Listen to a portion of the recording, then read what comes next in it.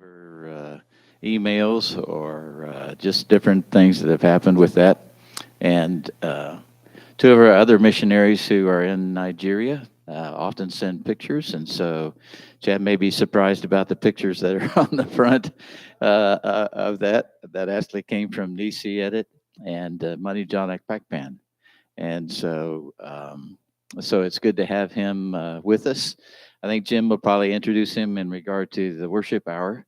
But our involvement in regard to Nigeria and Africa has been pretty extensive, actually, over the last 25 years or so.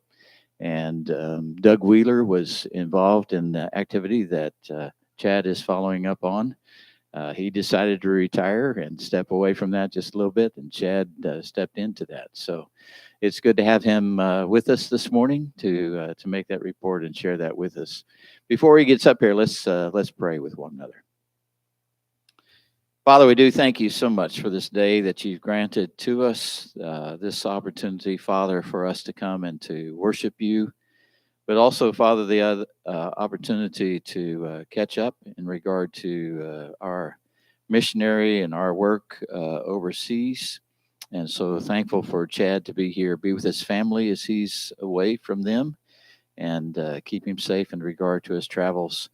We do pray for not only the work in Nigeria, but all over the world, and pray, Father, that your gospel might go out. So thankful, Father, for the receptivity of many who hear the gospel, and especially the gospel in Nigeria. And pray, Father, that you be with those local preachers and evangelists. And I pray, Father, that you continue to provide fruit for them. And so thankful, Father, for the expansion of your kingdom.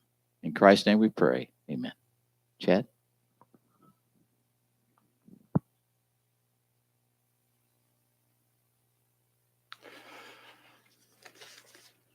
I saw these pictures on the front of your bulletin and I was very surprised.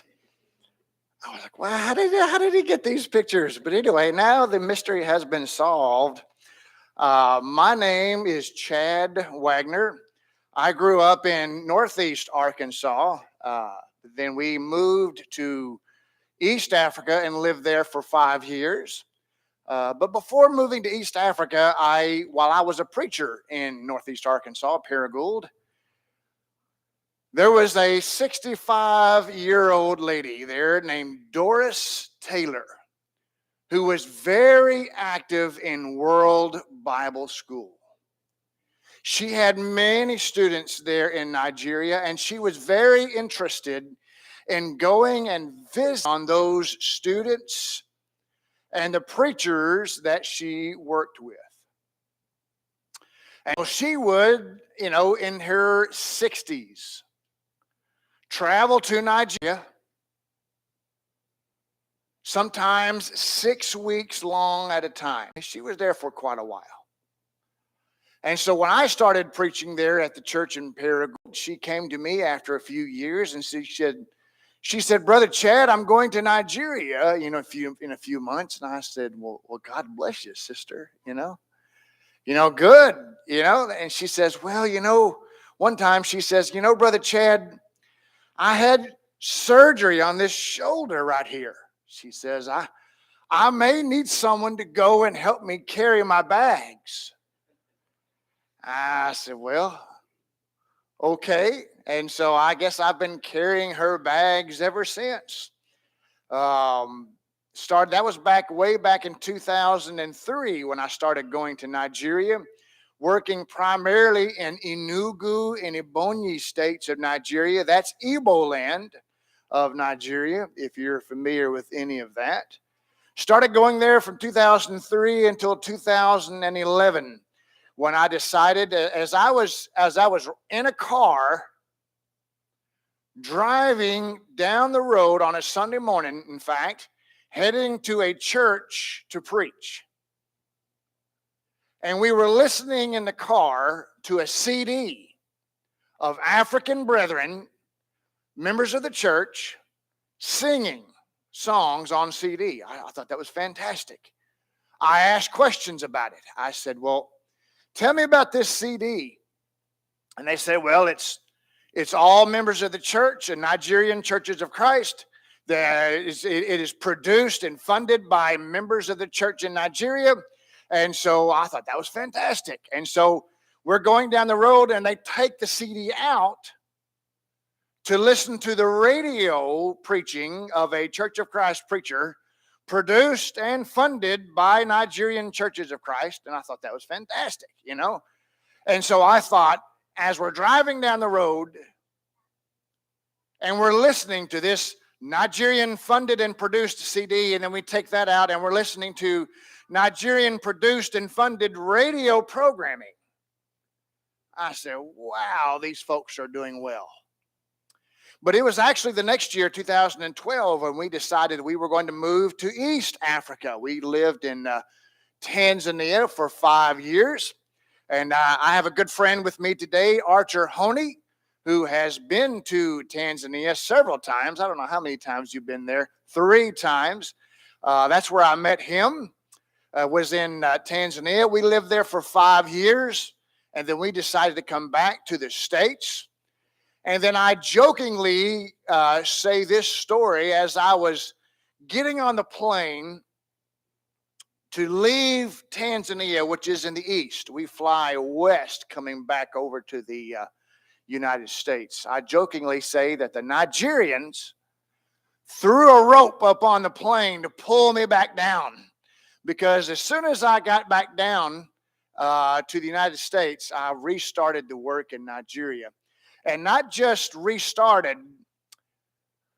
Oh boy, the Lord has put a lot of things in my hands, including the work of Doug Wheeler, whom you have known for many, many years, who has done a fantastic work in Nigeria over his career. And in 2017, I called him and I says, Doug, I want you to give me a job reference, a reference for a job that I'm putting in for. And he says, no, I'm not going to do that. And I said, what? Why? You know, I mean, why? I mean, everybody gives a reference, you know, but it's common courtesy to call the person and get permission first. And so that's what I tried to do. He says he wasn't going to do it. And I said, wow, why not? He says, because I want you to take my job. I was like, oh. And eventually I did take his job, because it is a very, very good work that he is doing. And I'm very blessed to be able to do that. And so this morning, I want to ask you some questions. I got a clicker. Fancy stuff here. Oh, here we go. Go back. What do goats, Uber, and have in common? You keep that question in your mind. What do goats, Uber, and motorcycles have in common? I primarily work in Nigeria. Nigeria is lovingly right there, and what I lovingly call the armpit of Africa, because it is seemingly right there. Nigeria is a country which is pretty good size. You look at Nigeria right here, and you think maybe that's a small country. Well, Nigeria is a country the size of Texas, Oklahoma, Louisiana, and most of Arkansas. And so, it's a pretty good size country. Now, southern Nigeria is where Doug Wheeler did most of his work, is in that area. And so Ebonyi and Enugu states are right there's Enugu. Ebonyi must be an old map, because Ebonyi is not even on there. Oh, right there it is, Ebonyi right there. Enugu and Ebonyi states. That's where I did most of my work before, but now I do work all over southern Nigeria. Matter of fact, on this last trip, I started in Abuja, which is the capital city, and I'll tell you a story about Abuja later on. Abuja is the capital city. Then I flew down to Port Harcourt, where in the past, I don't know how much today, but a lot of oil comes from that city, flows into our country, or at least it used to. Port Harcourt. Then I went up to Uyo, in that area right there, Uyo in Akwa Ibom State. Then I went over to Abeokuta and Lagos area there. I'll do all this work here in southern Nigeria. We're going to talk a little bit more about that. Just to give you a reference on where I work, Nigeria today is a country of about 200 million souls. Now, the United States is about 350 million people. But the United Nations projects by the end of this century, the population of Nigeria will overtake that of the United States. Nigeria is growing by leaps and bounds in population. It is Africa's most populous country. It is also Africa's #1 economy. It is doing a phenomenal job in that sense. But let me tell you what we're going to talk about today. The churches of Christ. The churches of Christ in Nigeria are thriving. And that's one of the things that keep me going back to that country is the growth and the religious zeal of the preachers there in that country. Right now, best estimates are that there are more churches of Christ in Nigeria than there are here in the United States. Now, that's in number of congregations and number of Christians, members of the churches of Christ in Nigeria than in the United States. And the majority, the vast majority of all those members of the church are located in the southern part of Nigeria. And so when I go over to Nigeria, I'm dealing with a lot of churches, a lot of preachers, a lot of different works, good works that are going on in that country. And the churches of Christ in Nigeria are showing no signs of slowing down. In fact, it is only speeding up. There is not a week that goes by when I do not hear about baptisms, a new church plant, a church that needs to be expanded upon because of growth. There's a lot of good opportunities in Nigeria as they continue to do really, really good work. And so here I am with Monday John at Pakpan and his wife Narissa. Now Narissa, they lived in Florence, Alabama for a while. He went to school at IBC, International Bible College down there. Now it's called Heritage Christian University. And then while he was in school, listen, his wife worked at KFC, right? And so whenever I go and visit Monday John and have supper there, we always have fried chicken. So Monday John and his wife Narissa really are jewels of the brotherhood. I mean, they are. They have, throughout their career, have done a phenomenal work. And I'm sure through your association with Doug Wheeler, you have heard about Monday John before. But Monday John really is a trusted brother and a good worker for our Savior Jesus Christ. While I'm in Nigeria, I'm often preaching in different churches. This is me with Uyai Joshua and the church where he preaches at. I also meet with what we call E-teams. As a matter of fact, this is kind of a new thing. We used to call them WBS, World Bible School teams, follow-up teams. We're kind of changing that name just a little bit to call them E-teams. E for evangelism. Because World Bible School is a good work, but there's a lot of really good works out there. In fact, we are organizing these E-teams in every southern state of Nigeria. We're trying to get organized teams all over.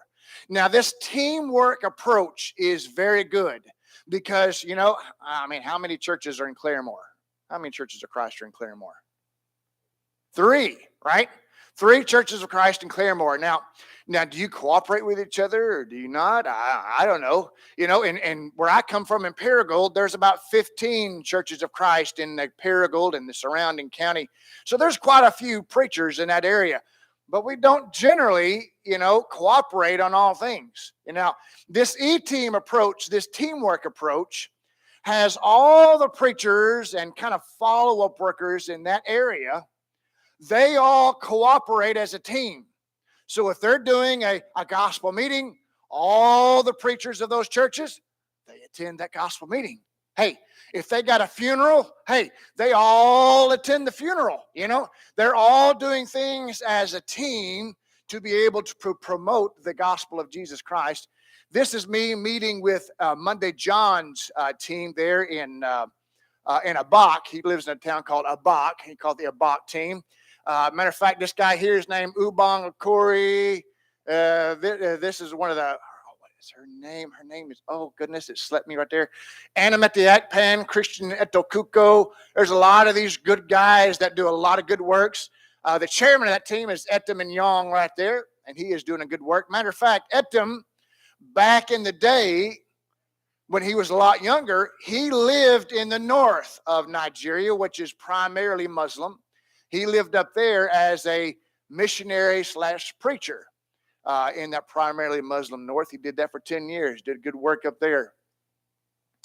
Put that way, meeting with more E-team. This is in Lagos, trying to, some of these teams are organized and some of these teams are not so organized. And so I'm working with each one where they are to kind of see what they need to be successful and then try to give them the resources that they need. This is a World Bible School, a seminar we were at in Akwa Ibom State, and you may see someone familiar right there. Archer Honey was there for that one. Archer, I met him in Tanzania. He called me one day and he says, Chad, I've never been to Nigeria. And so next thing you know, he's coming with me to Nigeria, and there he is at this seminar in Akwa Ibom State doing a good work. One of the things I do is I work with Bible schools. I'm going to talk about that just a little bit later on. But this is me meeting with a new Bible school in Lagos, Nigeria. Now, Lagos is a city of 21 million people, okay? And to put that in perspective, New York City, according to Google, is only 8.1. Okay, so Lagos is almost 3 times the size population of New York City. And New York City, I guess we can all agree, is a pretty big city, but Lagos is much bigger. This is in 2022 at the Great Workshop there in Lagos. Now, the Great Workshop occurs every year in a different location of Nigeria. We invite evangelists and preachers, not all the preachers, but we have to choose the most effective and the best of the best, I guess you could say, 500 to 700 evangelists. We invite them out, their teams, to come and get training on evangelism, on preaching, on World Bible School follow-up, whatever the case may be. We do different trainings every year. And this one we were doing discipleship training. Another picture of that. This is in last year in Lagos. Now this year in Port Harcourt, we did training on the new World Bible School Ocean Bridge program, along with other things.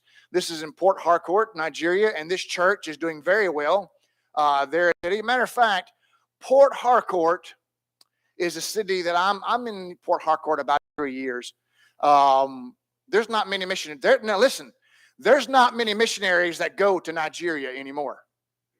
I mean, just a handful, really, that go there on a regular basis. And none of them go to Port Harcourt except me. And that's okay, because the Port Harcourt brethren, they're not waiting on Chad Wagner. They're going ahead and doing good work in that area, planting churches and expanding different congregations. This is one of those good examples. This church is growing and planting other churches in the city of Port Harcourt. Hey, this is another one where I was at here earlier this year. We did a World Bible School seminar in the Church of Christ, Ukpum number 1. Now, what they do at these World Bible School seminars is they invite all the World Bible School students in the area. They invite them together, and they come together to a seminar to hear different topics on this and that and the other. And this is one of those World Bible School seminars. As a matter of fact, this is a very effective tool. They're already interested in the Bible. They're already studying the Bible. And so we invite them to come to listen to this seminar. And many times we have baptisms. But I want you to notice this church building. This is an interesting church building. As a matter of fact, it didn't start as a Church of Christ. Long time. I don't know if Doug ever told you the story of how the Churches of Christ started in Nigeria. But I don't know if he told you or not, so I'm just going to tell you the story. All right? This is back in the early 1950s. Back in the early 1950s, there was a Nigerian police officer named C.A.O. Essien.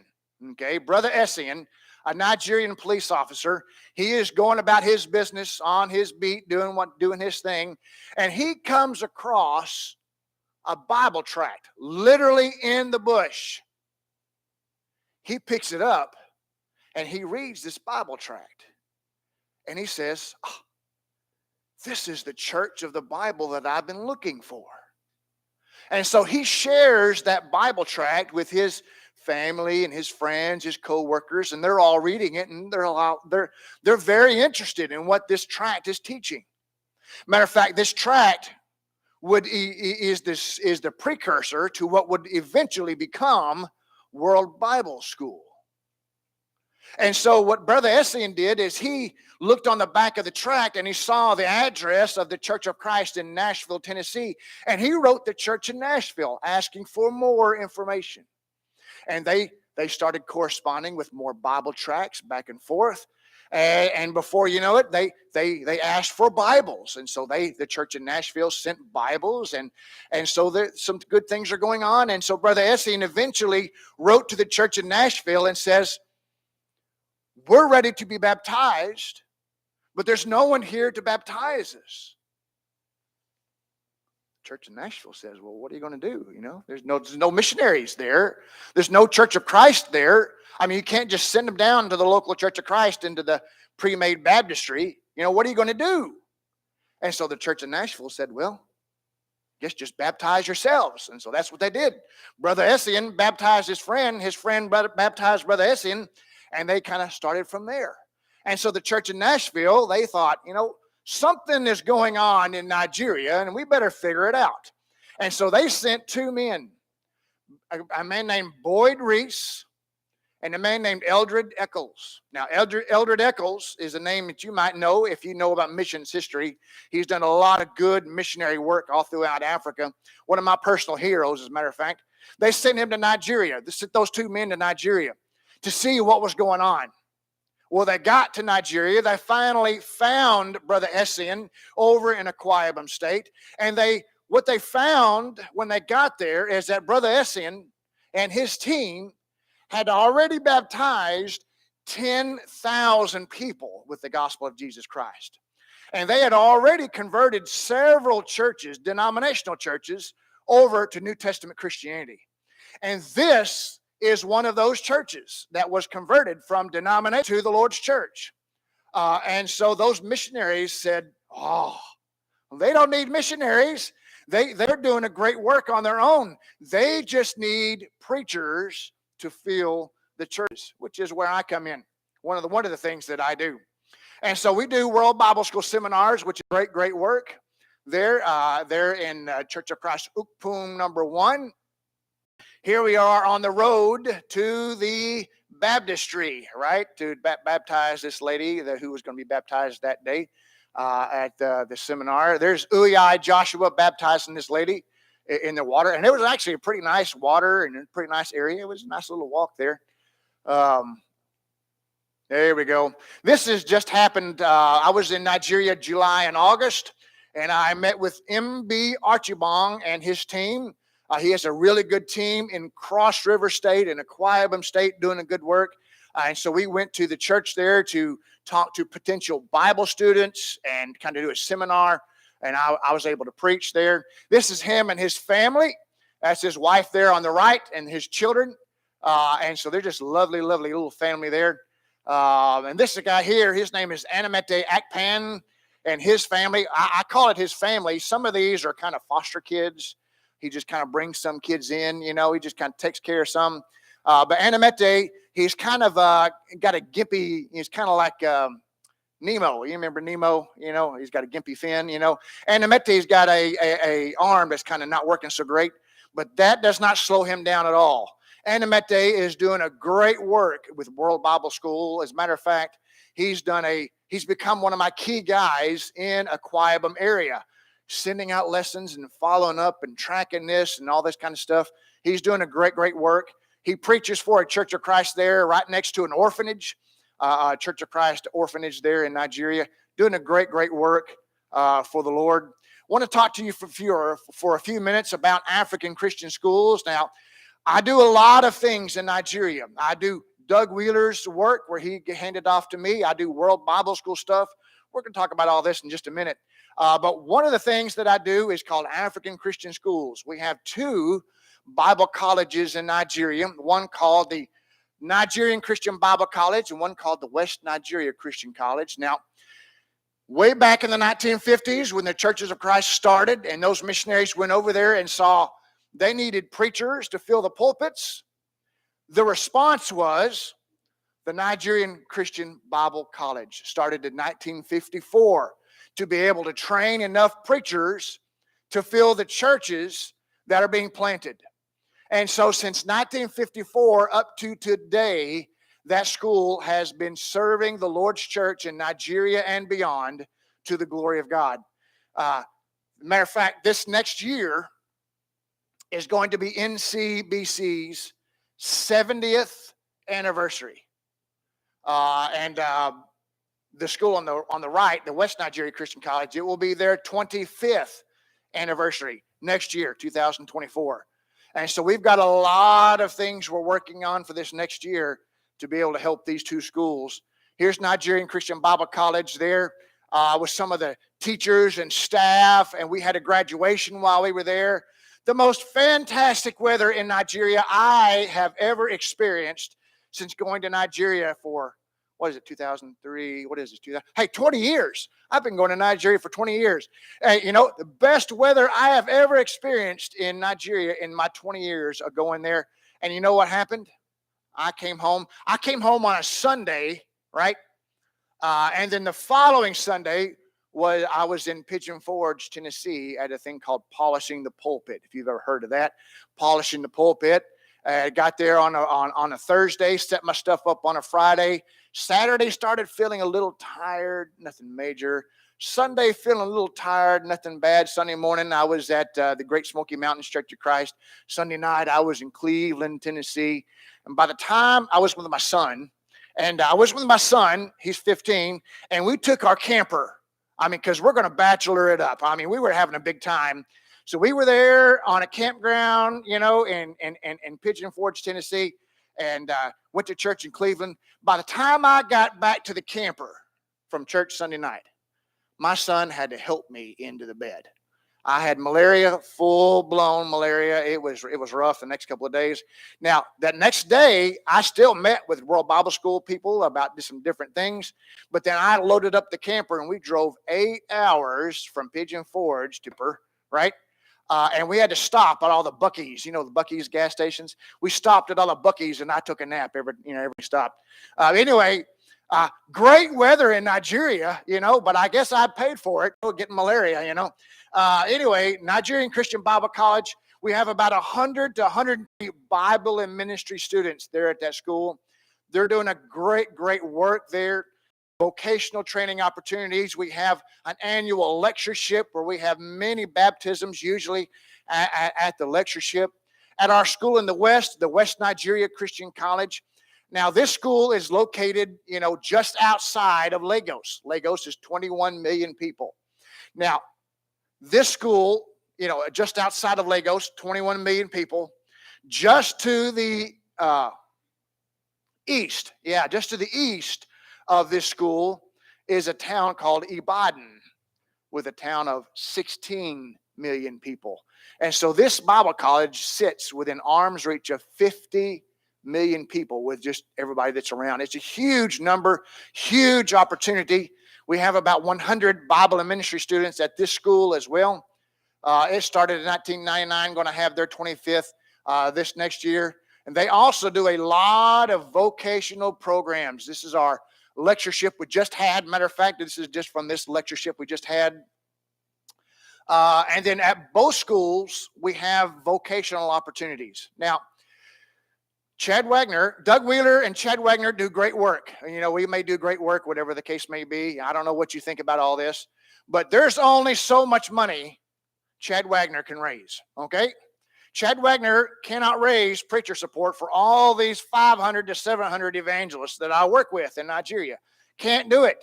And all the schools of preaching that I work with, I can't raise money for all these preacher support to do all this work. Can't do it. And you know what? It's the churches in Nigeria's responsibility to support their preacher, okay? Now, all that is true, but also I do know that a preacher in Nigeria does not make much money.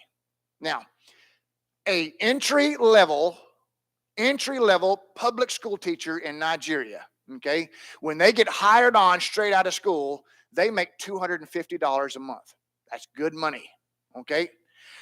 The most highest paid preacher in the biggest church in Nigeria, the richest church in Nigeria, makes $200 a month. And they've been preaching for decades. And so that tells me that the preachers in the richest church in Nigeria make less than an entry-level public school teacher in Nigeria. And so I'm telling you, I'm using that comparison so that you understand how little the preachers are paid. Now, that's in the richest church in Nigeria. What about these small bush churches of Christ? It really is a challenge. And so what we do at many of our schools is we provide vocational training opportunities. We teach them how to raise pigs successfully, running a business. We teach them how to do chickens, how to do their own chicken farm to be able to be successful and profitable. We teach them all about fish, starting their own fishery farm. So that way, when they leave school and they go back to wherever they're going to go, they, not only are going to be able to live on what the church provides, they'll be able to supplement that with their own tent-making skill and revenue stream they have coming in. So we got pigs, we got chickens, we got fish. Archer, what's left? Computers, right? We teach them all about computers, how to take them apart and put them back together, how to use them. You can start your own full-time business renting a small little square in a marketplace with a computer and typing all day long documents and emails and such. People do that. And we can train a preacher to be able to do that during the week while they preach for the church on the weekends.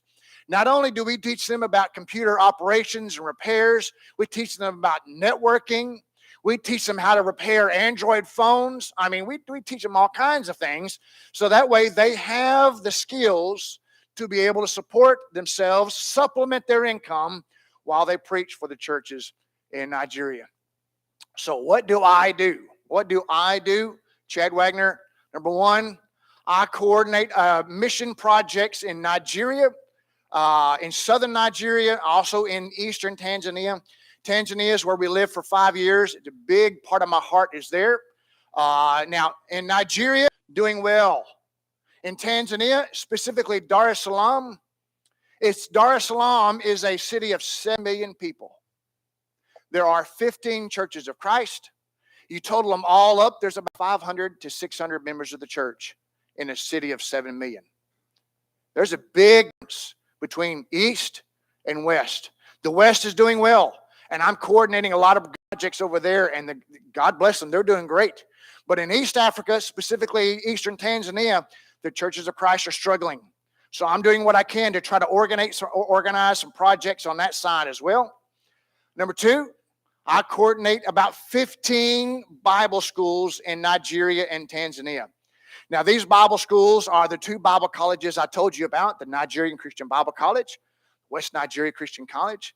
But also I coordinate preacher schools, whether it be full-time to part-time preacher schools to church-run schools. There's a lot that I coordinate all throughout Nigeria, and I coordinate one in East Africa as well. And so I do a lot of Bible schools. I often carry commentaries. This last trip, I carried 8 suitcases of commentaries and projectors. I'll tell you about that in just a few minutes. Over to Nigeria on this last trip. Whew, man, there's a lot. So there's a lot of preacher schools that I work with. I take regular mission trips to Africa, to Nigeria twice a year, and I'm in Tanzania one time a year. Matter of fact, I'll be in Tanzania in November, working with a preacher school there, also trying to launch World Bible School there in eastern Tanzania as well. Trying to do that in November, but usually I'm in Nigeria in February after the Freed Hardman lectureships. I'll go over to Nigeria for about 4 to 6 weeks. And then in July, August, I'm there for about a month over to see and check on those works. And then I also coordinate World Bible School E-teams in almost every southern state of Nigeria. And we're trying to launch these E-teams now in eastern Tanzania to try to encourage the church to kind of get moving on that side. Recent trip to Nigeria yielded 58 baptisms to the glory of God. Between the Bible school seminars, the lectureships, and the workshops and different things, we had 58 baptisms for the month that I was there. One of the things we're trying to do is talk to you about as a missionary. We got to raise funds. And these students who are in these Bible schools, we need sponsorship for these students. If you're interested in sponsoring a student, we will connect you with a student that we have on the ground right now. You can get regular progress reports on what he's doing, his evangelism trip he took, with the progress he's making at the school.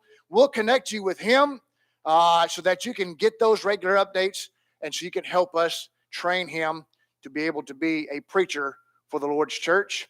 And then if you're interested in buying a motorcycle for a preacher, I'd love to talk to you about that. They cost about $1,000, about $900 and something with inflation. Then you got fuel and taxes and other things. So I say about $1,000. This guy here on the left is Uyai Joshua with Anameti Ekpan on the back. And this guy over here, his name is Sekemi Ikaiko. Sekemi is a good brother living in northern Akwa Ibom State. And Sekemi, one time he invited me to speak at a Bible seminar. So I go to his church, to a Bible seminar. Man, there's a lot of people. Oh, that's good. A lot of people, that's good. And they're here, hear my vanity, right? My vanity. They're here because the white man is here, oh, the white man. And so they're here to hear all that. And so I'm here, my vanity is showing. And so here I'm preaching, I do my thing. And when it's over, I go off, I want to meet some people. But everybody's still sitting. Everybody stays seated. And I'm like, well, what's going on? Then they get up to the second part of the program, which is free eye clinic. They all wanted their eyes checked.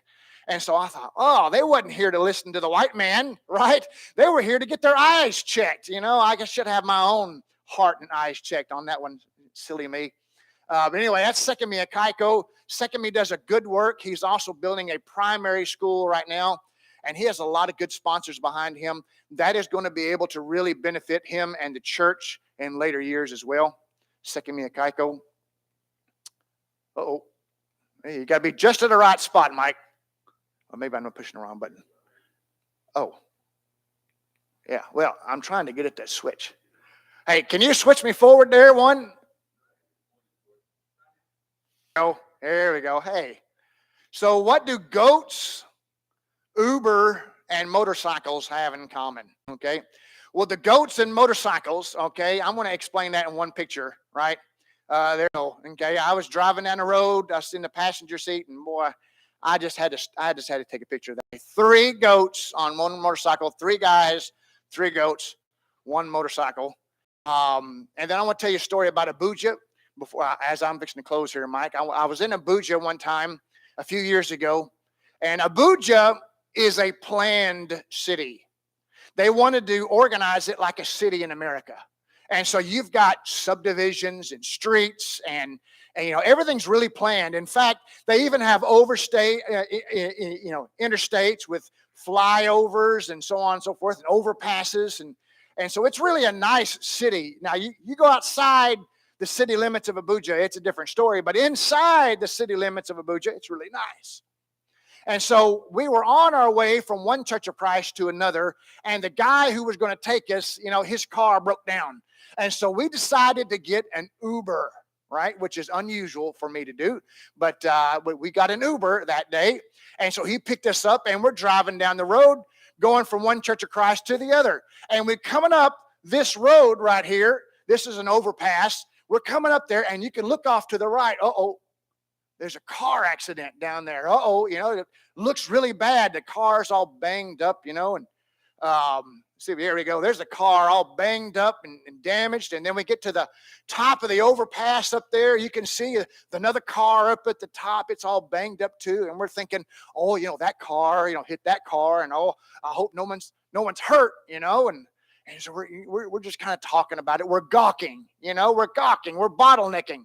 And then we go on past the car accident, and we get kind of to a bushy area. Abuja's not real bushy. It's kind of arid up there. But we get kind of to a bushy area. And Abuja's not well known to be the safest place in the world. And so we get up there to this bushy area, and the driver starts slowing down. And then he pulls off to the right, off the road. And I'm in the passenger seat, which is not normally where I sit. I usually sit behind the driver. But I'm in the passenger seat, and I'm being nosy. Why are we pulling over? And this is not a safe place to pull over, and why are we pulling over? So I'm looking over at his gauges. And he's got plenty of gas. I don't see any warning lights on. I don't know what's going on. Why is this guy pulling over?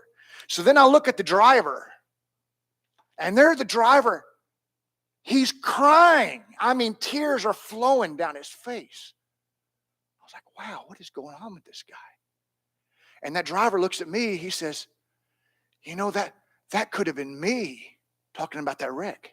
He says, that could have been us. Boy, I was really touched by that guy. He was really upset. Now, I was traveling with another Nigerian named Osita, really good friend of mine. He's a good preacher doing good work there in Abuja. And he's sitting in the back seat, and he reaches forward up to the front, in this touching moment.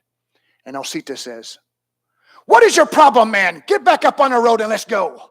I was like, oh, goodness gracious, But he was right. It wasn't a safe place to stop. But anyway, Osita can be a little hard-nosed sometimes. But anyway, that is what an Uber has to do with goats and everything. Thank you very much for the opportunity to be able to be with you today. If you are interested in anything that I've talked about, please talk to me after class or after worship. If you're interested in going to Nigeria or to Tanzania, talk to me. No, seriously, there's only a handful of people who go to Nigeria anymore. And it is all I can do to not be overwhelmed with the work that is going on. Between 15 schools of preaching, 2 Bible colleges, we've got World Bible School teams organized all over the country. It really is a huge work, and there's not enough hands to be able to do it. And so if you're interested in going and being part of this work, I'd love to talk to you about being involved in that. Thank you very much, and God bless.